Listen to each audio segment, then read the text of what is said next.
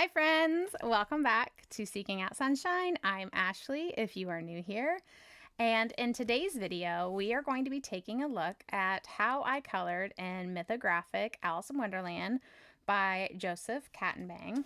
And the page that we are going to be looking at is this one, the title page. So if you would like to see how I colored this, then stick around.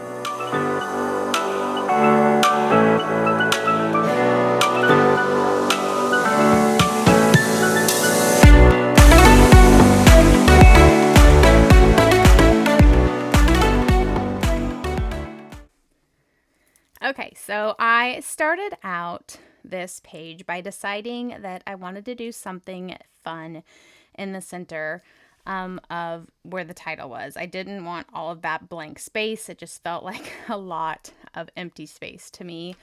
And I wanted to think of something creative that I could do to make it stand out a little bit more. So I thought, what better way than to turn it into what looked like a book.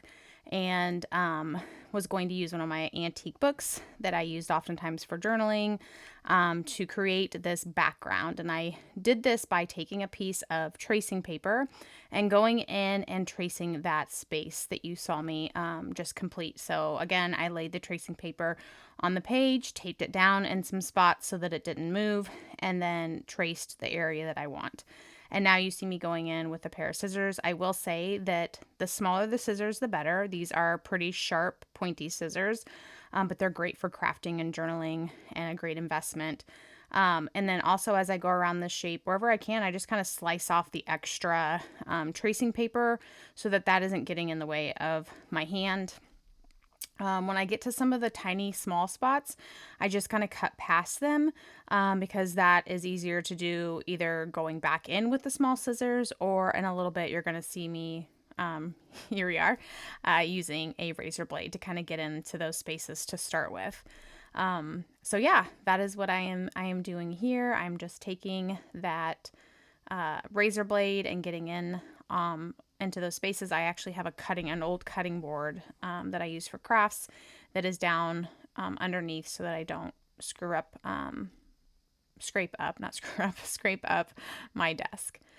So going back and just checking and making sure that once it was cut out, it was lining up correctly on my page. And then I pulled out a double page spread. So I just had to go to part of my book where I could pull this out, where it would be together, versus pulling out a page in the front would have only given me one page. Hopefully that makes sense. And I wasn't too worried about that center spot where there aren't lines, because the goal is to take, I've made a copy of the cover, the title page, and I'm going to still cut out the title with Joseph Catimbang's name, and then like the color and discover Alice in Wonderland, the whole part. So it still looks like the title page. I'm just adding the antiqued book effect to the background.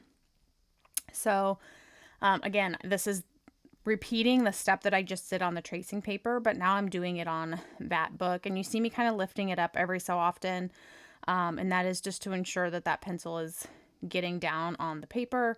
I really, really encourage you to use washi tape instead of like masking tape or something else. But I do think that it is important to tape down those corners, especially when there's so many like little intricate spaces, as this page had, to ensure that it doesn't get off, because you will see me going back and forth here as I lay it on the page and as I cut it, that I realize I just have to cut off like little, like even less than millimeters of the shape just to fit around the objects that I needed to fit around. And I could have gone and just kind of done it around in a shape that didn't include all of those intricate spaces, but I really just wanted it to feel like it was cohesively part of the page.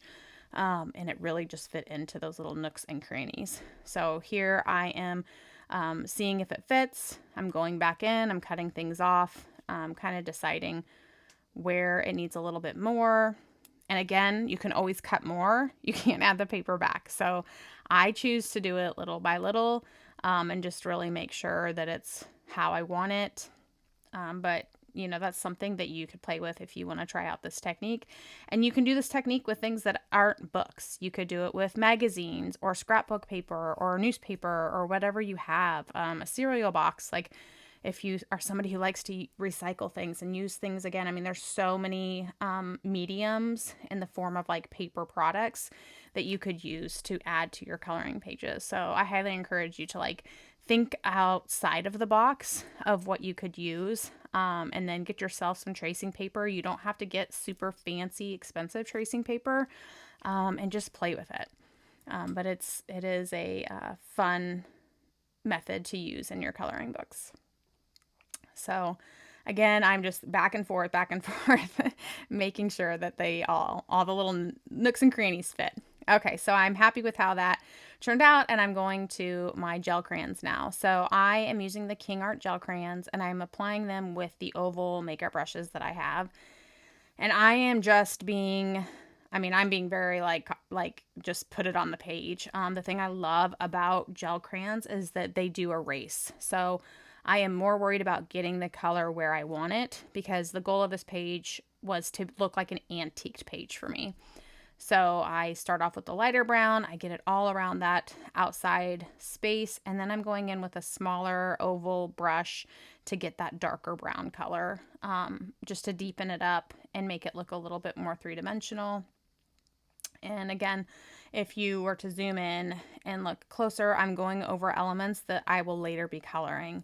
Now I have an electric eraser, and if you are going to use this method, I would highly encourage you having an electric eraser. I think that it does work with a good eraser, but not to the caliber that it does with like this eraser. I've only used the AFMAT eraser. I have never used another brand, so that's all I can talk to, but I do love that it comes with two sizes. I actually started out with a thicker size, and if you saw, I kept having to add more gel crayon back because that would erase too much.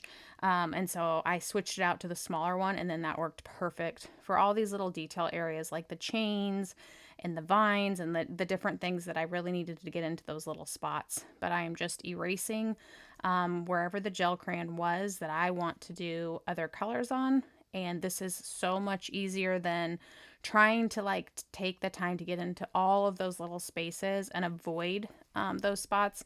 The gel crayon just makes the application process so much quicker and faster, in my opinion, especially for something like this that is not the focal point of my page. So yeah, I'm just going in with that eraser. You can kind of see how well it is cleaning everything up. It's kind of fun to watch where it was like colored and then all of a sudden it's like white. And I will say it's not like perfect all the time. Like there are some times where there's a little bit left on the page, but not to the point where I don't feel like I can make it work. If you're somebody who wants the page back to like the perfect stark white, there might be times that you're frustrated with that, but in this case, like in the spots that it wasn't 100% coming up and only at 95 or something, let's say, that didn't bother me or hinder what I was able to do moving forward. Okay, so now I'm done with all of the erasing and I'm ready to start my marker work. So I am going in with the first layer and I am using the Ohuhu alcohol markers. And I believe this color was Y62 Sandy Beige. So I am going around that outside heart area because my plan is to make that look wooden, just to kind of keep with the antique feel of the page that I'm going for. That wood allows me to have that color that I want, and I can kind of antique it up to look old. So that is what I am doing with the Sandy Beige color. And then I'll pick whatever other elements on the page that I want to be that sandy brown color, sandy beige, I guess it is, and give that first layer of color with them.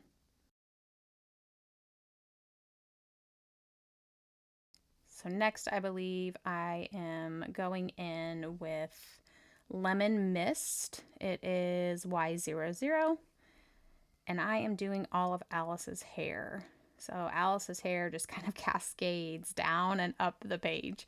So there were times where I had to really make sure that I was following the hair and getting it all included.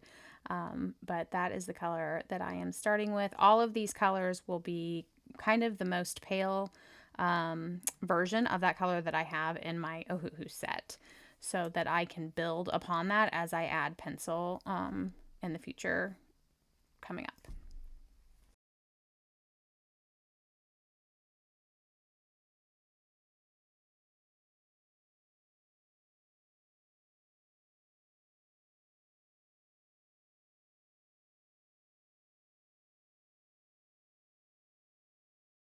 So that is one nice thing about the mythographic books. If you don't have any, they are all single-sided. So they are great for alcohol markers. You just need to make sure that you have a piece of paper in the back of your page prior to obviously putting the markers down. Okay, now I started with the green that I chose for this page, and I chose E05 Pale Moss. And I'm sorry, I'm a little out of frame there, but I am coloring all of the leaves on this page and the vines that are on this page with that pale moss. And then I also will go down to the Mad Hatter's hat, and I chose a green hat for that on this page as well. I must go back and do that here in a little bit. I probably was unsure what color I was going to do it at this time, but let's move on to the Cheshire Cat. And that was, let's see, I think I did that in RV01 Water Lily is what I think I used for all of my purpley pinks on the page. So the Cheshire Cat, working up through the tail, and then I move on to the flower. So kind of working around the page, it appears at this point, not so much with what I'm choosing for the colors, but using B21 Porcelain Blue for that flower and for Alice's shirt. And now I've decided, after I see those elements done, that I definitely want the hat to be green. So I'm going in and coloring this with the pale moss, leaving some spaces a little bit lighter or with no color so that I can incorporate some pencil highlights on that. And then returning to this butterfly on the right corner and kind of pulling that Cheshire Cat effect across the way with purple, and then trying to do a little bit of the blue corresponding the Alice's dress and the flower off to that left lower corner.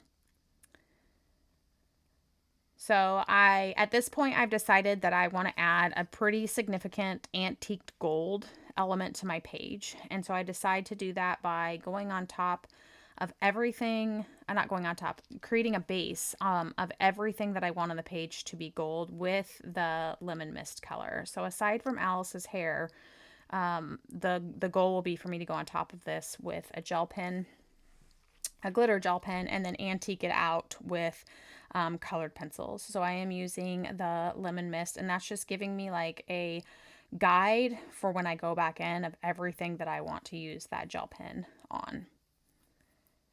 Getting out my gel sticks here at this point because I missed a little bit over here in the right hand side of the page, which is very normal for me. There's oftentimes I'm coloring and I'm like, oh, I missed this little thing, or oh, I forgot to do this. So just getting back in there, got the eraser back out, cleaning that up. And sometimes too with these mythographic pages, there's so much going on that's very like easy to have happen for sure. Okay, went in to do her skin with YR00 Barely Blush. And now I am just deepening up some of those shadows on her hair with the same color. So using the lemon mist again, but with that second layer, it's just going to give a little bit more depth. And I think Joseph Catimbang does a really good job of providing some of those areas of shadow for us already.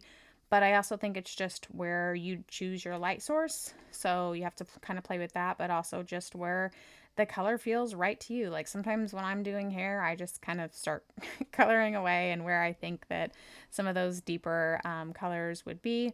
And that's where I decide to put the shadows. So again, Alice's hair kind of cascades all over this page at the bottom. And so I'm just doing a lot of extra layer and just an extra layer of that lemon mist color throughout her hair.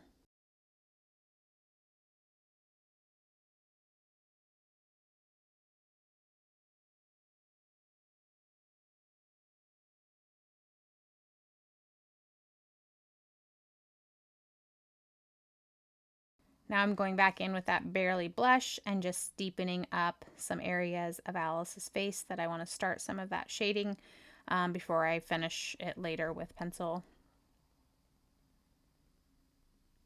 And then the same for her dress. So taking that same porcelain blue B21 and deepening up some of the spots on the ruffles of her dress. And then the same for the butterfly.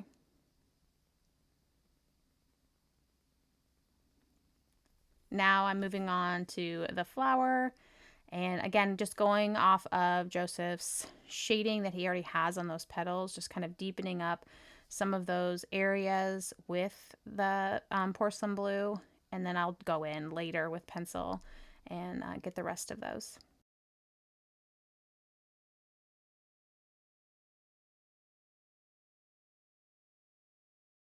Taking the pale moss color and the same thing. So I really like to do a second layer of shading with my alcohol markers, but use the same color. That's usually how I start doing a lot of my shading and shadows, just because it's more subtle and not as drastic. And then I kind of see from there, do I need a deeper, darker color, or am I happy with where it is at, or do I want to change something?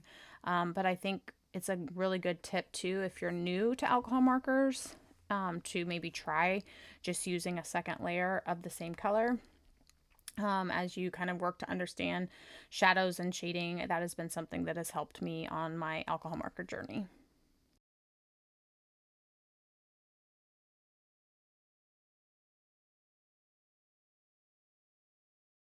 So eventually I will be having the Cheshire Cat be a more purple tone, more purple color, but I really liked that water lily pinky purple, like lavendery color, because then that provides the highlight for me, and then I just have to work on top, making the spaces darker where I want them. So kind of going in on top of that with some of the marker just to deepen those up. And now I'm starting the pencil work. So a lot of the details will be using pencils. So I use the Prisma Premier colored pencil set, and I just picked a couple browns that I felt lended themselves well to her hair and antique and kind of the wood, and those were the main elements. And then when I go to the glitter gold gel pen, I tried to stay with the same browns throughout the page so that they kind of were more cohesive together. But you'll see me just using a variety of about 3 to 4 browns on all of those elements. And I just do a lot of back and forth. I kind of do a little, and then I see what I think, and then I go back and do a little bit more.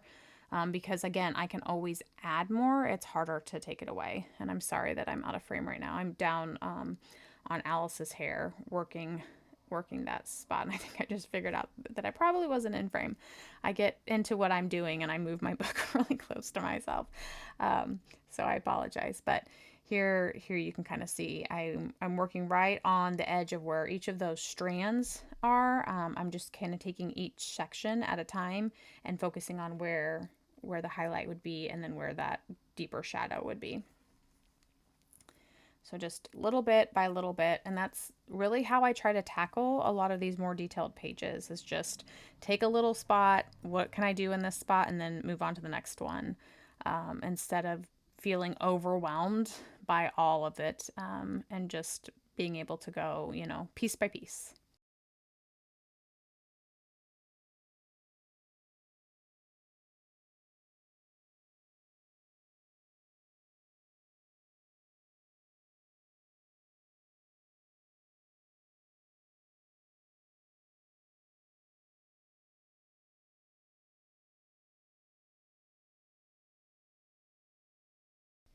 So some areas you can see me darkening up is, right underneath that mask, there's going to be a darker shadow. As she gets down to around her neck and that hair is kind of pulling there, she's going to have deeper, shadows there. So again, just kind of asking yourself where those shadows are. I'll be honest, something that has really been helping me with my shadows on my coloring pages is I will look in real life at objects and see where the shadows are. So I will find things in my house or when I'm out and looking at nature or whatever, I've started realizing that I'm like looking at where the light source is and how that changes the element. And I don't know if that is just something that happens to your brain once you start doing more artistic things like this. But I find myself looking at where's the light source or where's the shadow or how does a shirt lay on a person, and then how do those folds create shadows, etc.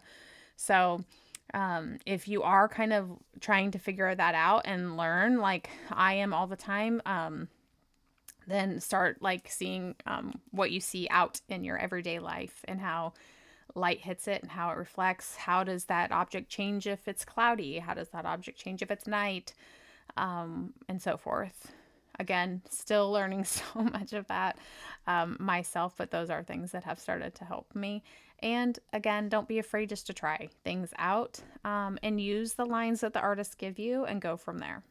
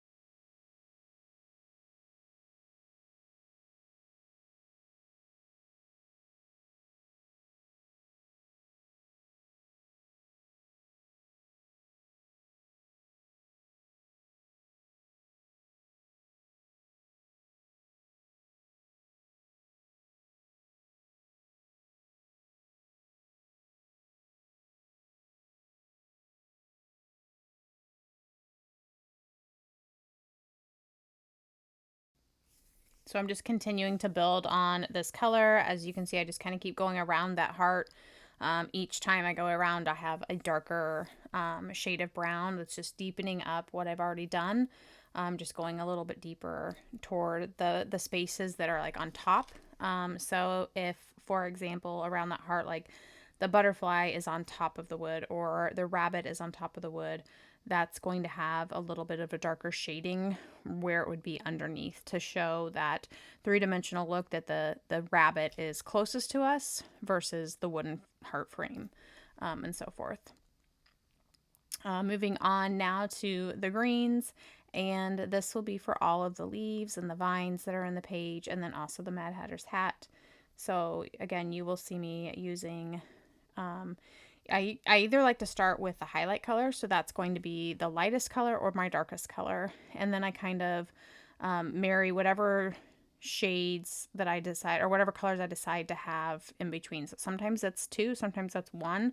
I oftentimes think it's easier to add the shadow, but there are times where I kind of need to figure out the highlight, and you'll see me start with the highlight first. So I wouldn't say it's like always the same for me, but in this case, I was using the highlight color first and going in on those leaves, and now I am deepening them up with a darker shade of green, and then I believe I will go in with what Prismacolor calls dark green as the final green.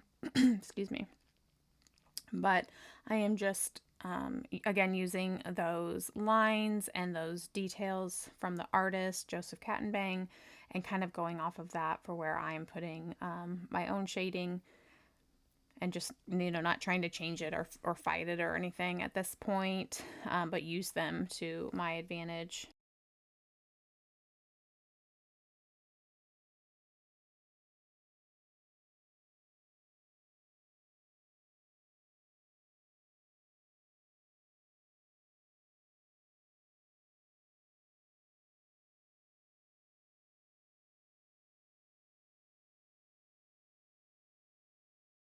I think the biggest thing I would suggest is when you are doing something like this, just try things out.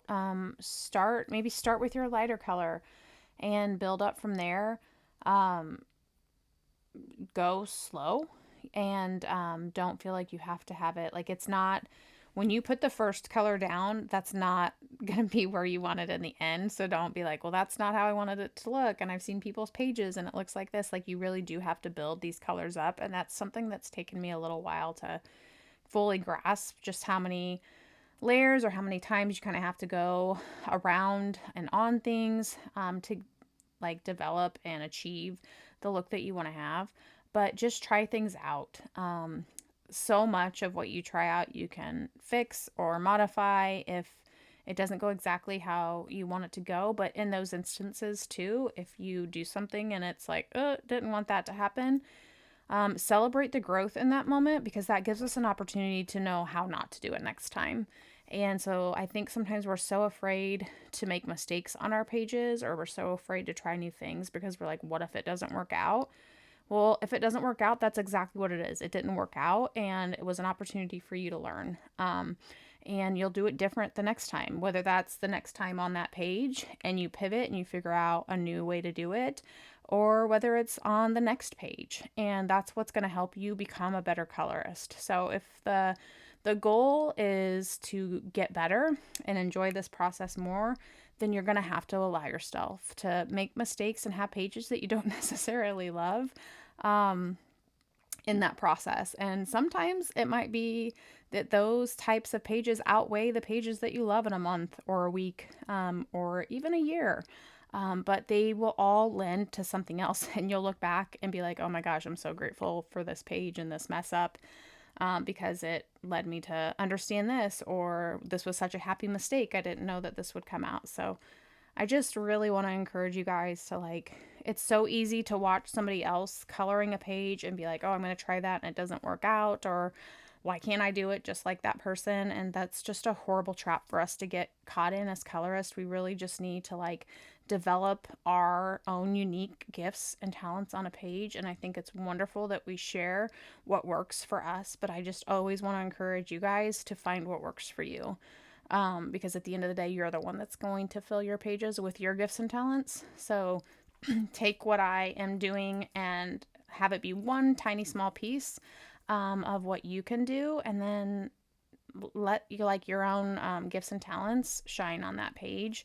I think that it's really easy to fall down a trap of how we think we have to do things, or how we think our pages have to look. And I just want you guys to always have the bravery and the determination to know that you can fill your pages like with so much greatness. So sorry for that little side convo, but I just was feeling like it's really important for us all to know that like we are so capable of doing amazing, great, wonderful things on our pages, and that all of them should look different. I hope that, you know, I never see my pages again, so to speak, because I want to see what other people do with the same pages. Like, I love that so many people did this title page in the Alice in Wonderland group, because every page was different, and it was amazing to see the like talent that just oozes from people. And what a beautiful world that we have. So many amazing, talented artists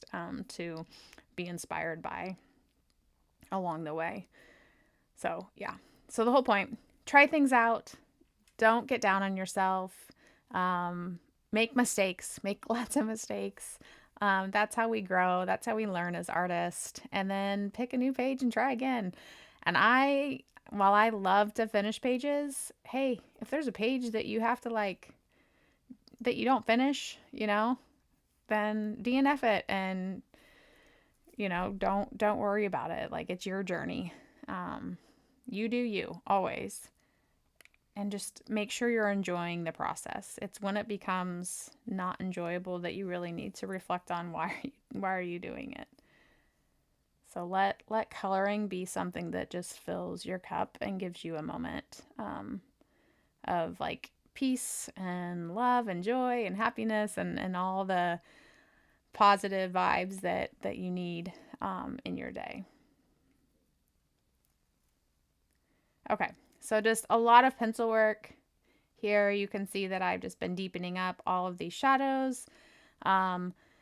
Again, I'm working on the Cheshire Cat. You can see off to the side there, I have two other shades that I'm using in that color family. And I'm just going back and forth between the three colors, adding those colors in anywhere that I used that water lily color on the page. That would be another thing that you could do is, start finding combos in your supplies that you like. So if I am using water lily, for instance, I know that I have a few pencils that I'm going to pull from my Prisma colors to use with that, or I might have like a Language gel pen that I know I've used before, and I'm like, that's the one I'm going to use. So just kind of, you'll start figuring that out, but just try different combos out and see what you like and develop your own little system with the supplies that you have, and see what you can come up with there.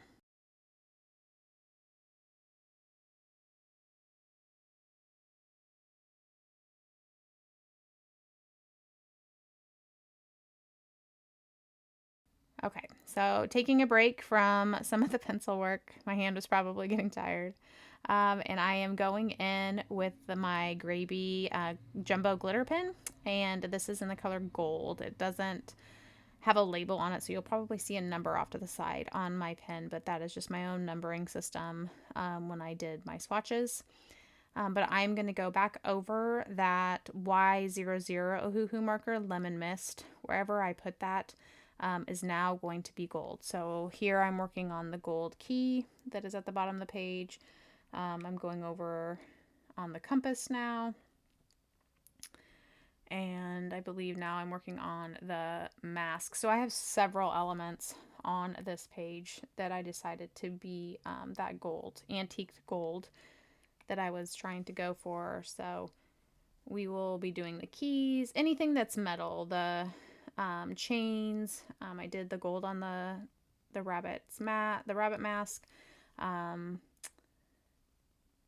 Some of the bead work I decided to go more to a silver metal to match the sword, but we've got like a metal work around the heart.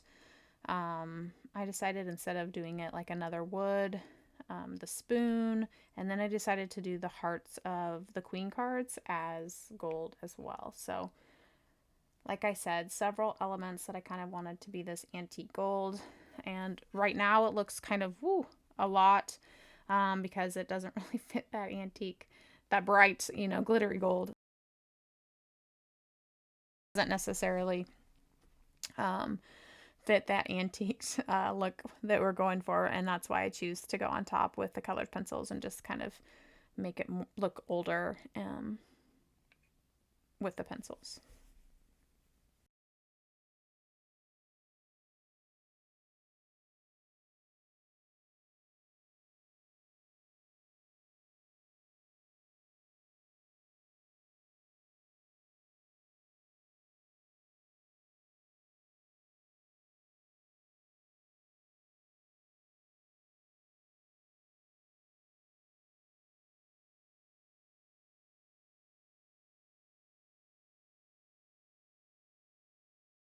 Okay, so now I'm going in with the silver Graby, and I'm doing that metal work around the glass beads and then the sword.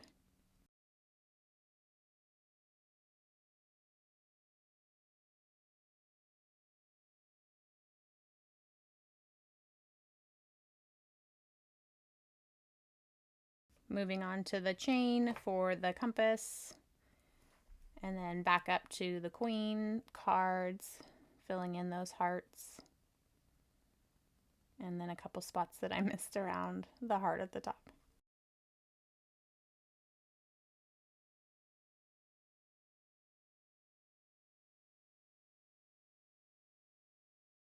Getting those last little elements on the eyeglass for the rabbit, and then decided to make a few of the elements on the teacup, the gold, and then adding in the blue color, and finishing off the sword with that Graby silver.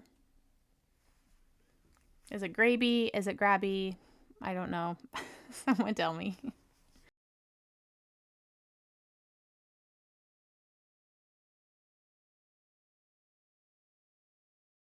Okay, I decided to go back and grab my sandy beige color at this point and do a little bit more on the bunny ears, and then to add a little bit of shadowing on the rabbit. I didn't think that I wanted to do a ton of pencil work on the rabbit. I'll do maybe a little bit, but thought that that was an easy way to do some of that shading.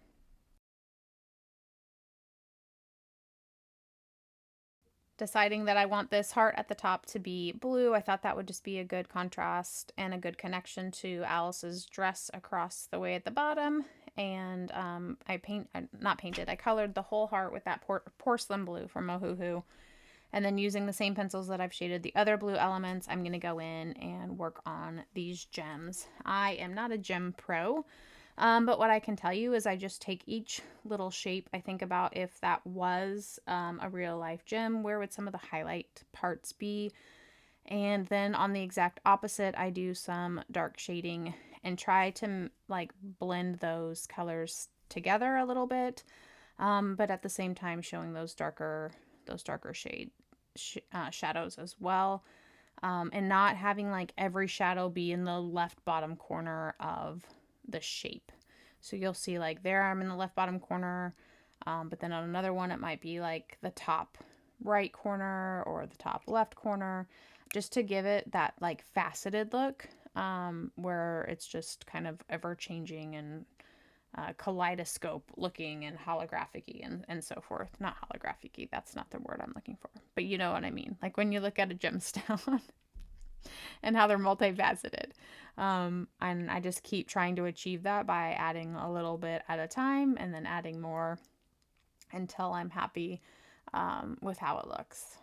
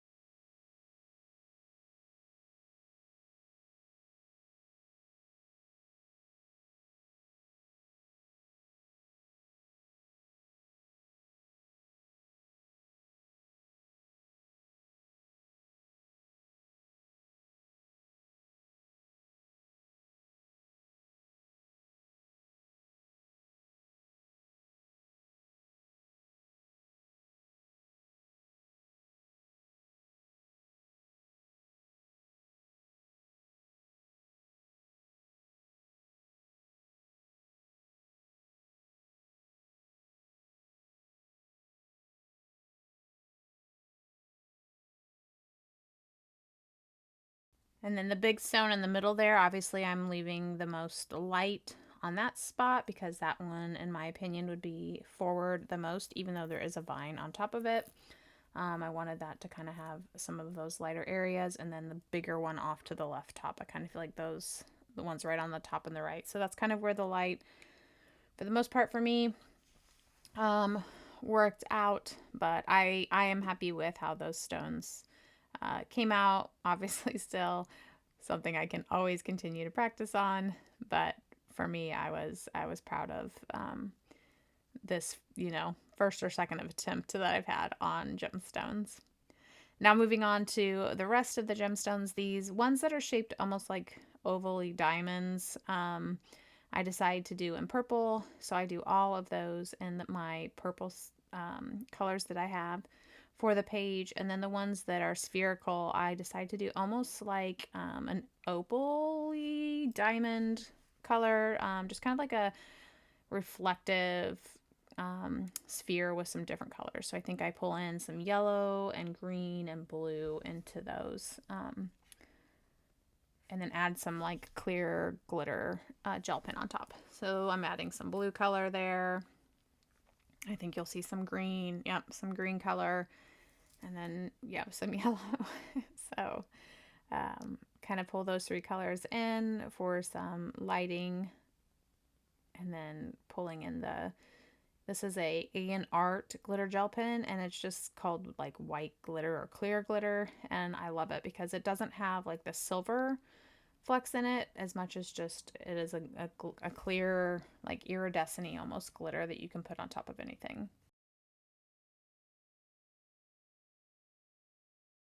Okay, now I am taking those same browns that I have been using amongst the whole page, and I'm starting to antique that gold. So I'm just going on top of where I think the shadow would be, but also where items antique themselves. So if it's metal, kind of where they get tarnished.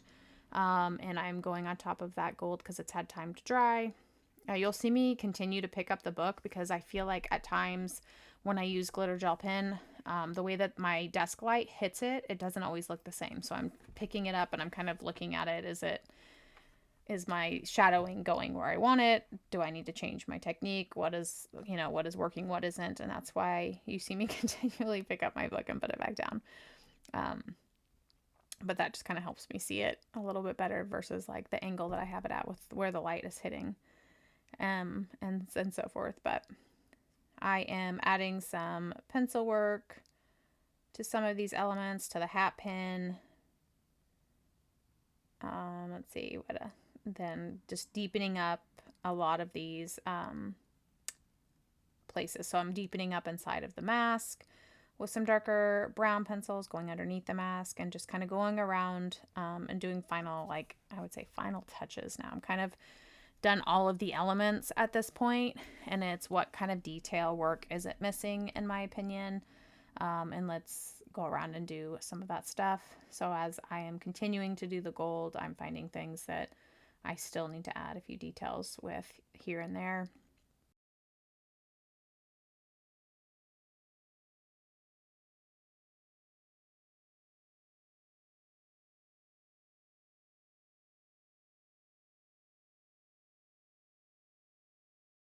Again, you can see like kind of where the grooves are, and if you want to call it, it might have been intended to be wood. It kind of looks like wood, but I'm just looking where Joseph kind of hit those grooves and those curves. That's where I'm really focusing on some of my shading to make it more like of a metal effect and look.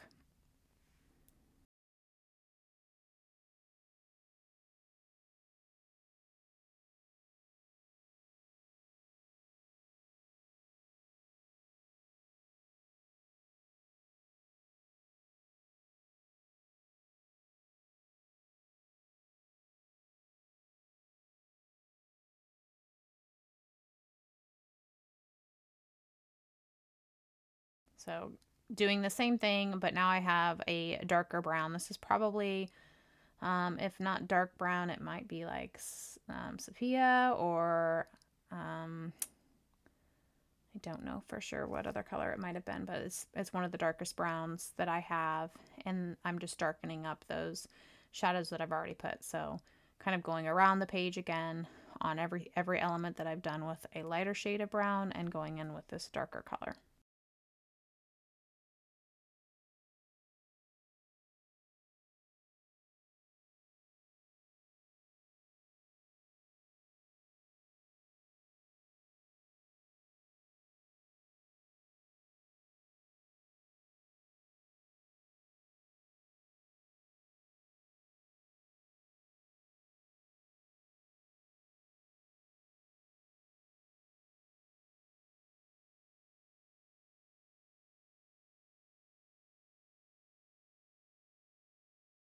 Now I'm working on the bunny ears to that mask and just creating a little bit of depth so they don't look so flat.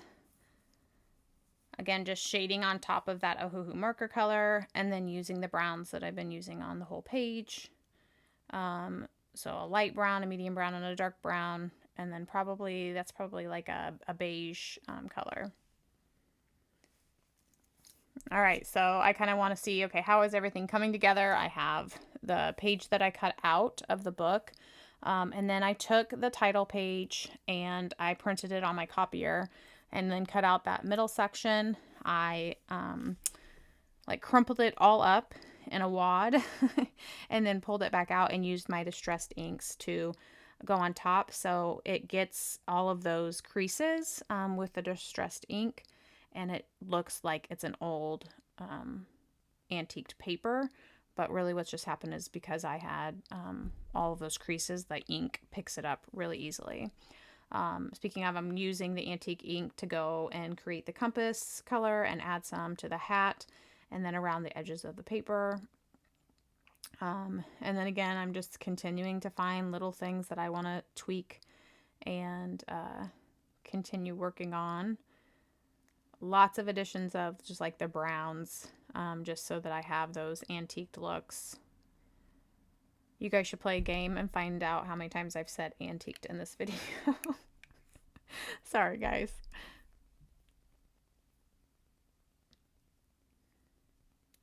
All right, getting out some more Gravy glitter gel pens, deepening some of the sections of the compass just to give it a little bit more depth. Using a blue on the not the ladybug, the butterfly, and then a purple on this purple butterfly.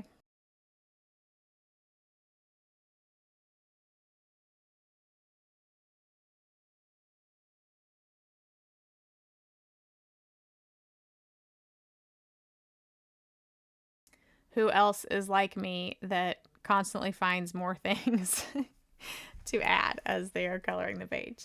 I think a lot of it for me is as I see other elements complete and finished, it just catches my eye to something else that maybe needs a little bit more attention. So it's just like, constantly something else I can add all the time. But I did use the distressed ink on the leather piece around the Mad Hatter's hat, and now I am filling in the swirly appliques with the glitter green, one of the glitter greens, and that is from the 42 set of the Gravy glitter gel pens.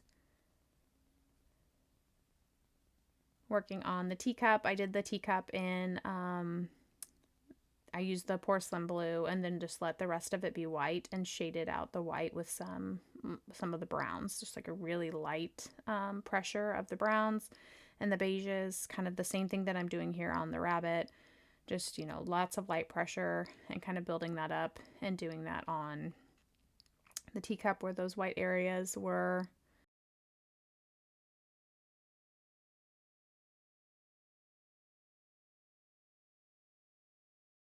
Giving a little more attention to this compass. I did use antique or distressed ink for the base of that. And now I'm just kind of going over with some pencil, using some distressed ink for that part of the hat. I'm using my purple distressed ink there with a Q-tip.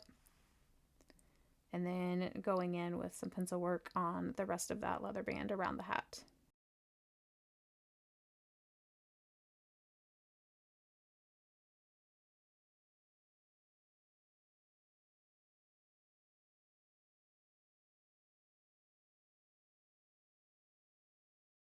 Okay, now I'm using some distressed ink to go on top of the Cheshire Cat and just kind of deepening up some of those dark purple areas that I want.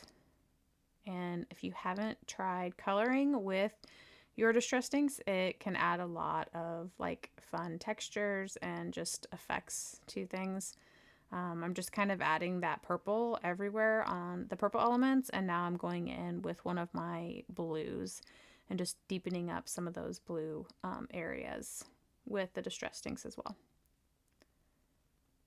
And same thing here. This is one of my brown distressed inks.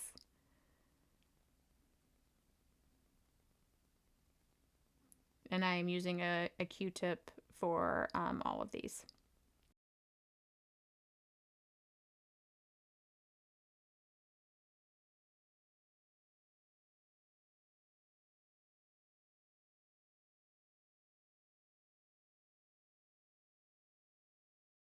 Last, I'm just kind of giving some shadow and shading to that that mask that's on top of Alice's head. Again, using kind of like a light brown beige color for those shadows, just so that it's not just white, that it still has some attention and it pops off the page a little bit more.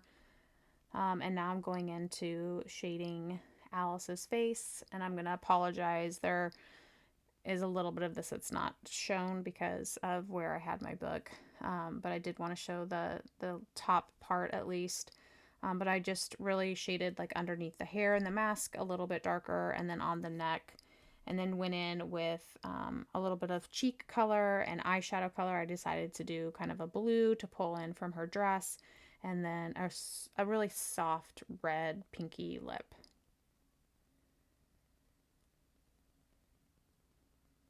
Adding a little final dab of distressed ink.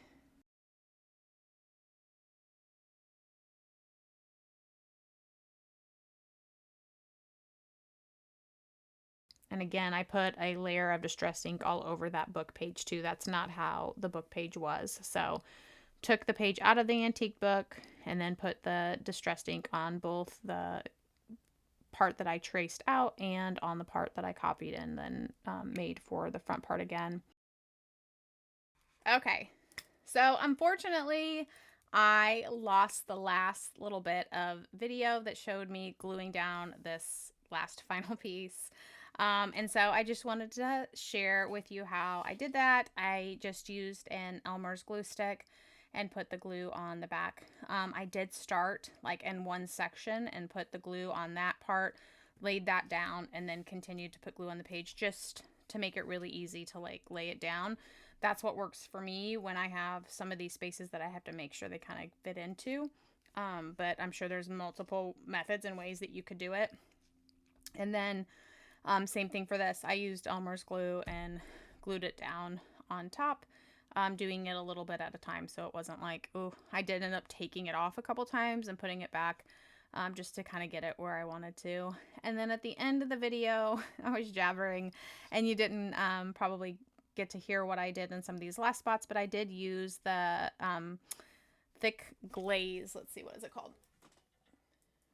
The Deco Art Triple Thick on the eyes for the Cheshire Cat, Rabbit, and then I used them on the mirror here just to kind of give like a glistening, reflective look on top. And then the only other thing that was on this, once I got the title down, I did do my jelly roll, my white jelly roll details. So I don't have a ton on this page. I added a few on the butterflies down here, little dots on these beads here, some beadwork here. I have some highlights on the T, has a little bit of highlight. There's a little bit on the gems and then some up on the flowers as well. So that is my finished page for the Mythographic Alice in Wonderland by Joseph Catimbang. I love this page. I'm just trying to decide now, do I want to keep like an antique feel to this book? Well, I think that would be so cool. I think that would be really hard to maybe always want to do the same thing, but we'll see. I don't know.